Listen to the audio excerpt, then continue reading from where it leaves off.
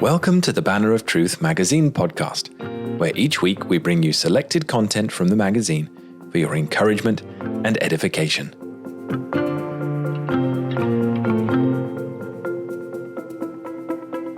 Has Doctrine had its day? Should we be reaching for a form of pastoral ministry that focuses more on the Christian lifestyle, Christian attitudes, the Christian walk? Is a good grounding in theology absolutely essential for a Christian minister? Does the theological understanding of the disciple of Christ really matter? Surely a less doctrinal Christianity would have greater appeal, would it not? These are questions which sound new, but which have been faced in different ways by the church of all ages. The essential question here, of course, is, does the truth matter? Do the great Christian verities, to use a phrase employed by B.B. Warfield, matter at the end of the day? To address this, we'll enlist some help from Michael Haykin, from B.B. Warfield, and from Charles Haddon Spurgeon. Our first reading is A Lesson from a Victorian Preface by Michael Haykin. Acquaintances recently gave me a Victorian volume that had seen better days. One of the cheap printings that characterized that era, with poor paper and even poorer illustrations, and now with the cover quite disheveled and the binding coming loose, they could have easily decided to throw the book away. But I'm glad they did not. Entitled The Four Great Preachers, a collection of choice sermons by Spurgeon, Moody, Talmage, and Beecher, the book contains a number of sermons by each of these well-known Victorian preachers, along with brief biographical sketches of the four. But what I found valuable in the book was not so much the sermons, all of which can be found elsewhere in much sturdier collections. No, what I found quite illuminating was the 2-page preface, which was written by an unnamed Canadian editor who lived in Toronto and is dated April 10, 1885. He may well have been J.S. Robertson, the name of the Toronto publisher on the title page. But whoever he was, his words bear a lesson for contemporary evangelicalism. The preface begins by noting that it has been said that nobody reads sermons anymore. The editor admits that there may be some truth in this statement, but he says, there are sermons and sermons. Few, he thinks, are interested in the older type of sermons. This type are what he calls the dry type of doctrinal discourses that was once common in the pulpit. Such sermons have been replaced by ones that are more interesting and that contain more enlivening appeals to the human heart and conscience. There is no doubt that the author of these lines considers himself an evangelical, as the next sentence bears witness. The church, the editor writes, as it has dropped dogma, has in large degree returned to its first work of evangelizing the world by the spirit and power of the gospel. And in the true missionary spirit, it is going again into the highways and byways to reclaim the world to Christ and to bring the prodigal back to the Father. What should forcefully strike any reader of these lines is that dogma, Christian doctrine and theology, is set over against evangelism and missions, as if the two were mutually exclusive. This implies that winning the lost can somehow be done without a concern for theology. To be sure, there have been individuals in the history of the church who have allowed themselves to become so wrapped up in theology and learned books that they gave scarcely a thought to evangelism. But such are aberrations. More exemplary is Andrew Fuller, 1754 to 1815, the Baptist pastor and theologian whose wrestling with the theology of the free offer of the gospel was accompanied by a deepening zeal for evangelism. Or, more authoritatively, there is the example of the Apostle Paul. Some of the Apostle's most powerful statements on evangelism occur in his letter to the Romans, see Romans 9, 1-3, 10, 9-21, 15, 18-29, in the midst of some of the richest doctrinal teaching, dogma, in the New Testament. Theology, if rightly pursued, should issue in a life of concern for the lost. The dislike for doctrine, in this Victorian preface, may also help us understand how sectors of late Victorian evangelicalism helped to prepare the way for the coming of liberalism. The author of this preface is certainly not a liberal, but his easy dismissal of doctrine in favor of evangelism helps explain why certain sectors of Victorian evangelicalism found themselves without any adequate response in the face of the liberal assault on Christian orthodoxy at the end of the 19th century and at the start of the 20th. One wonders if a copy of the volume was sent to each of the 4 respective preachers whose sermons were reprinted in the book. If one did reach the hands of C.H. Spurgeon, 1834-92, and if he read the preface, he would surely have been struck by the folly of trying to separate a passion for theological truth from Christian missions. As he well knew and affirmed, it is only when the coals of Christian orthodoxy are hot and blazing that a zeal for the conversion of others can be properly sustained.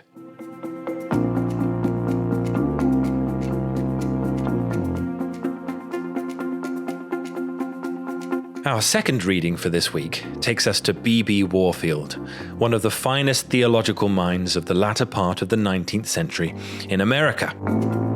This piece was first published in the Homiletic Review of February 1897. The Banner has reproduced it in Princeton and the Work of the Christian Ministry, and we also featured it in the October 2014 issue of the magazine, number 613. It's entitled The Indispensableness of Systematic Theology to the Preacher. Professor Flint of Edinburgh, in closing his opening lecture to his class a few years ago, took occasion to warn his students of what he spoke of as an imminent danger. This was a growing tendency to deem it of prime importance that they should enter upon their ministry accomplished preachers, and of only secondary importance that they should be scholars, thinkers, theologians. It is not so, he is reported as saying, that great or even good preachers are formed. They form themselves before they form their style of preaching. Substance, with them, precedes appearance, instead of appearance being a substitute for substance. They learn to know truth before they think of presenting it. They acquire a solid basis for the manifestation of their love of souls through a loving, comprehensive, absorbing study of the truth which saves souls. In these winged words is outlined the case for the indispensableness of systematic theology for the preacher. It is summed up in the propositions: 1, that it is through the truth that souls are saved; 2, that it is accordingly the prime business of the preacher to present this truth to men; and 3, that it is consequently his fundamental duty to become himself possessed of this truth, that he may present it to men and so save their souls. It would not be easy to overstate, of course, the importance to a preacher of those gifts and graces which qualify him to present this truth to men in a winning way, of all, in a word, that goes to make him an accomplished preacher. But it is obviously even more important to him that he should have a clear apprehension and firm grasp of that truth which he is to commend to men by means of these gifts and graces. For this clear apprehension and firm grasp of the truth, its systematic study would seem certainly to be indispensable. And systematic theology is nothing other than the saving truth of God presented in systematic form. The necessity of systematic study of any body of truth which we need really to master will scarcely be doubted. Nor will it be doubted that he who would indoctrinate men with a given body of truth must needs begin by acquiring a mastery of it himself. What has been made matter of controversy is whether Christian truth does lie so at the basis of the Christian hope and the Christian life that it is the prime duty of the preacher to possess himself of it and to teach it. It has been argued that the business of the preacher is to make Christians, not theologians, and that for this he needs not a thorough systematic knowledge of the whole circle of what is called Christian doctrine, but chiefly a firm faith in Jesus Christ as Saviour and a warm love toward him as Lord. His function is a practical, not a theoretical one, and it matters little how ignorant he may be or may leave his hearers, so only he communicates to them the faith and love that burn in his own heart. Not learning, but fervour is what is required. Nay, too much learning is, so it is often said, distinctly unfavourable to his best efficiency. Engagement of the mind with the subtleties of theological construction excludes that absorption in heart devotion and in the practical work of the ministry, which on its two sides form the glory of the minister's inner life and the crown of his outer activity. Give us not scholars, it is said, but plain practical men in our pulpits, men whose simple hearts are on fire with love to Christ, and whose whole energy is exhausted in the rescue of souls. Surely, if the antithesis were as is here implied, no voice would be raised in opposition to these demands. If we are to choose between a chilly intellectualistic and a warmly evangelical ministry, give us the latter by all means. A comparatively ignorant ministry, burning with zeal for souls, is infinitely to be preferred to a ministry entirely absorbed in a purely intellectual interest in the relations of truths, which are permitted to exercise no influence on their lives, and which quicken in them no fervour of missionary love. But the matter cannot be settled by fixing the eye on this extreme only. What should we do with a ministry which was absolutely and blankly ignorant of the whole compass of Christian truth? Obviously, it would not be a Christian ministry at all. Let it be admitted, then, that it is possible for men to become so occupied with the purely intellectual aspects of Christian truth as to be entirely unfitted for the prosecution of the Christian ministry. It must be equally allowed that they must have a sound knowledge of Christian truth in order to be qualified to undertake the functions of the Christian ministry at all. The possibility of the abuse of systematic theology has no tendency to arraign its usefulness and even its indispensableness to the preacher. And a side note here, this reminds us of the common maxim, abusus non tollit usum. Abuse of a thing does not negate its proper use. Something which I think Martin Luther was fond of saying. Back to Warfield. A high capacity and love for mathematics may live in a sadly unpractical brain, and, for aught I know, the world may be full of pure mathematicians who are absolutely useless to it. But it does not follow that the practical worker in applied mathematics can get on just as well without any mathematics at all. In like manner, though there may be such a thing as a barren knowledge of even such vital truth as the Christian verities, there is not and cannot be such a thing as a fruitful Christian ministry without a sound and living knowledge of these verities. And it is very much to be deprecated that men should sometimes permit themselves to be driven, through their keen sense of the valuelessness of an inoperative knowledge, to speak as if no importance attached to that vitalizing knowledge of divine truth, without which any true ministry is impossible. The warning given us by the lamented Aubrey Moore is sorely needed in our times. He says, "There are many earnest-minded Christians who are so morbidly afraid of a barren belief that they sometimes allow themselves to talk as if to hold fast to any form of sound words must be formalism, as if, in fact, the belief in a creed were rather dangerous than helpful. It is true, of course, as we all know well, that a right creed cannot save a man, and that when the bridegroom comes, many may be found with lamps that have no oil. But surely, if we discard our lamps, much of the precious oil we have may be lost."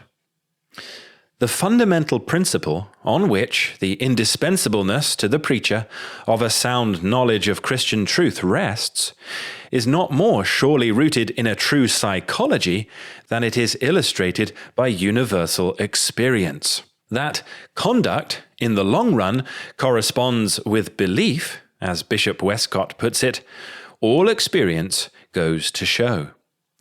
And certainly he is entitled to add that this unquestionable principle carries with it momentous consequences. Patient investigation, he continues, will show that no doctrine can be without a bearing on action. The influence of a dogma will be good or bad. That is an important criterion of dogma with which we are not now concerned. But if the dogma be truly maintained, it will have a moral value of some kind. Every religion, and every sect of every religion, has its characteristic form of life. And if the peculiarities of these forms of life are smoothed away by time, it is only because the type of belief to which they correspond has ceased to retain its integrity and sharpness. It is therefore that Principal Wace rebukes the tendency of some modern historians to undervalue the influence upon human nature of variations in religious and moral principles, as strangely at variance with the evidence before them. The history of the world, he adds, would appear to be, in great measure, a history of the manner in which religious ideas, often of an apparently abstract and subtle character, can determine the future of whole races and of vast regions of the earth. The facts of history thus afford conclusive evidence that the instinct of the Christian world, or rather the instinct of mankind, has not been mistaken in attributing extreme importance to those variations in faith, even on points apparently secondary, by which Christendom has been and is still so grievously divided. The whole case is most concisely put in a comprehensive passage in the Systematic Theology of the late Professor John Miley.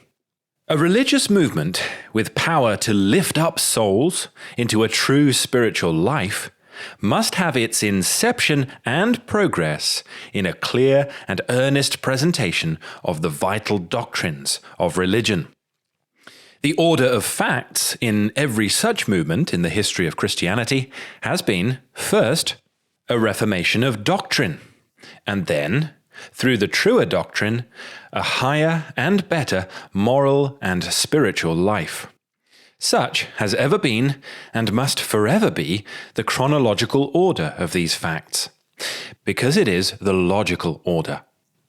When souls move up from a sinful life or a dead formalism into a true spiritual life, they must have the necessary reasons and motives for such action. If we should be consecrated to God in a life of holy obedience and love, it must be for reasons of duty and motives of spiritual well-being, which are complete only in the distinctive doctrines of Christianity. These doctrines are not mere intellectual principles or dry abstractions, but living truths, which embody all the practical forces of Christianity. The spiritual life takes a higher form under evangelical Christianity than is possible under any other form, whether ritualistic or rationalistic, because therein the great doctrines of Christianity are apprehended in a living faith, and act with their transcendent practical force upon all that enters into this life. If there be any validity at all in these remarks, the indispensableness of systematic theology to the preacher is obvious, for they make it clear not only that some knowledge of Christian truth is essential to him who essays to teach that truth, but that the type of life which is produced by his preaching, so far as his preaching is effective, will vary in direct relation to the apprehension he has of Christian truth, and the type and proportion of truth he presents in his preaching. As Bishop Westcott puts it, error and imperfection in such a case must result in lives which are faulty and maimed, where they might have been nobler and more complete. And on the other hand, right doctrine is an inexhaustible spring of strength if it be translated into deed.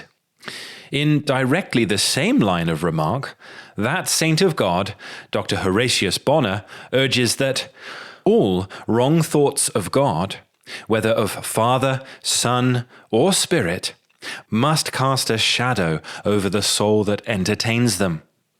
In some cases, the shadow may not be so deep and cold as in others, but never can it be a trifle. And it is this that furnishes the proper answer to the flippant question so often asked. Does it really matter what a man believes? All defective views of God's character tell upon the life of the soul and the peace of the conscience. We must think right thoughts of God if we would worship him as he desires to be worshipped, if we would live the life he wishes us to live, and enjoy the peace which he has provided for us. And what is true of the doctrine of God is true of every other doctrine about his ways and works. As Dr. Westcott phrases it, the same law which holds good of the effect of the ideas of God and of a future life, and of the incarnation in their most general form, holds good also of the details of the view upon which they are realized. Accordingly, Dr. Alexander White testifies to the relation of right belief and all the highest devotion, in a striking passage which we cannot forbear quoting somewhat in full. One of the acknowledged masters of the spiritual life warns us against an untheological devotion. True spirituality, he insists, has always been orthodox. And the readers of the Grammar of Assent, that's by John Henry Newman, will remember with what masterly power and with what equal eloquence it is there set forth that the theology of the creeds and catechisms, when it is rightly understood and properly employed, appeals to the heart quite as much as to the head, to the imagination quite as much as to the understanding. And we cannot study Lancelot Andrews's book, his private devotions, his closet confession of faith especially, without discovering what a majesty, what a massiveness, what a depth, and what a strength, as well as what an evangelical fervor and heartsomeness his theology has given to his devotional life. In the Grammar of Assent, its author says that for himself he has ever felt the Athanasian Creed to be the most devotional formulary to which Christianity has given birth. We certainly feel something not unlike that when Andrews takes up the Apostles' Creed, or the Nicene Creed, or the life of our Lord, or his names, or his titles, or his offices. When Andrews takes up any of these things into his intellect, imagination, and heart, he has already provided himself and his readers with another great prayer and another great psalm. So true is it that all true theology is directly and richly and evangelically devotional. Readers of Dr. Benjamin Morgan Palmer's Life of Thornwell will recall a parallel testimony to what the reading of the Westminster Confession did for Thornwell's soul, and we can ourselves testify from experience to the power of the Westminster Confession to quicken religious emotion and to form and guide a deeply devotional life. So true is it to repeat Dr. White's words, that all true theology is directly and richly and evangelically devotional. It cannot be a matter of indifference, therefore, what doctrines we preach, or whether we preach any doctrines at all. We cannot preach at all without preaching doctrine. And the type of religious life which grows up under our preaching will be determined by the nature of the doctrines which we preach. We deceive ourselves if we fancy that because we scout the doctrines of the creeds and assume an attitude of studied indifference to the chief tenets of Christianity, we escape teaching a system of belief. Even the extremist doctrinal indifferentism, when it ascends the pulpit, becomes necessarily a scheme of faith. As a bright writer in the Atlantic Monthly puts it, men are always found believers in either the head or the tail of the coin. Beliefs old or beliefs new, we all have them. And when we take our place in the rostrum in their behalf, we perforce become their teachers. There may be Christian truths of which we speak as if they were of infinitesimally little importance, because, as Aubrey Moore caustically puts it, from first to last we know infinitesimally little about them, but we need not fancy that we are teaching nothing in so speaking of them, or are failing to preach a dogmatic faith, or by it to mold lives in essaying to occupy a position of indifference.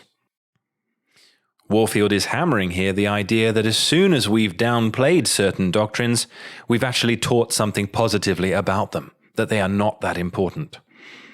And that is to teach.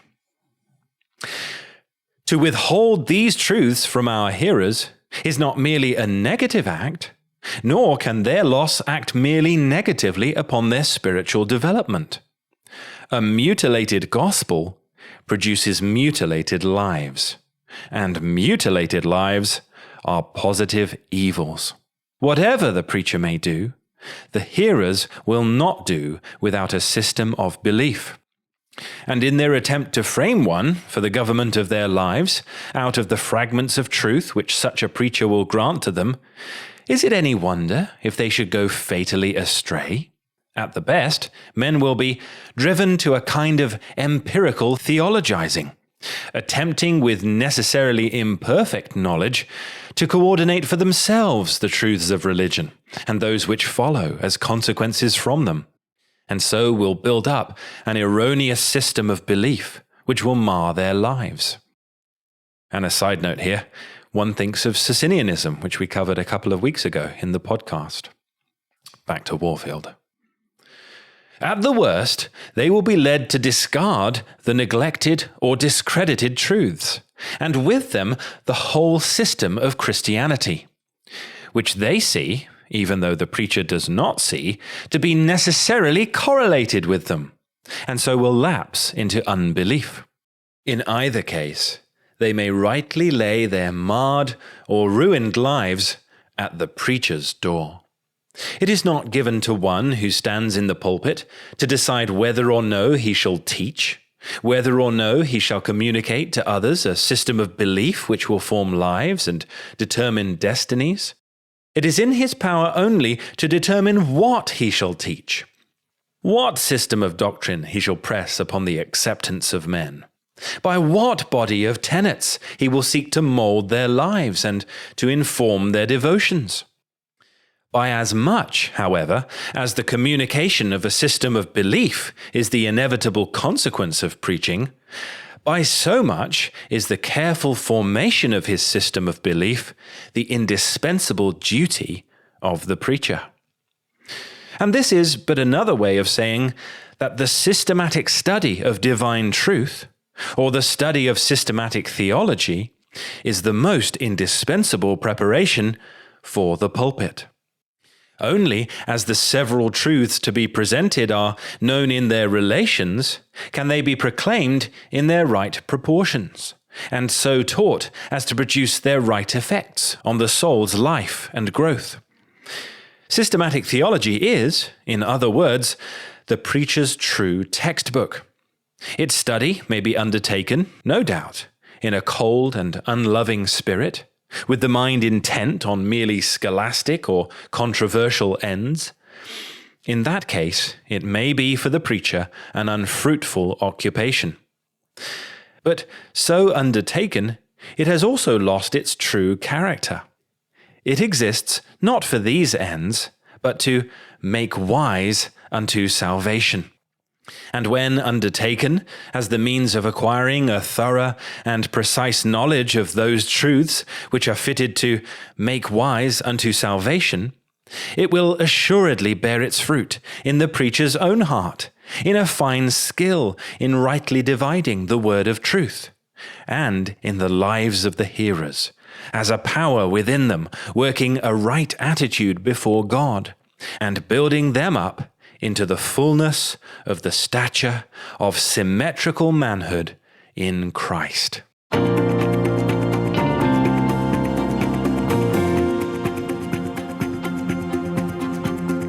Thank you for listening to the Banner of Truth magazine podcast. To subscribe to the magazine in print or digital formats, or both, see the show notes or visit banneroftruth.org.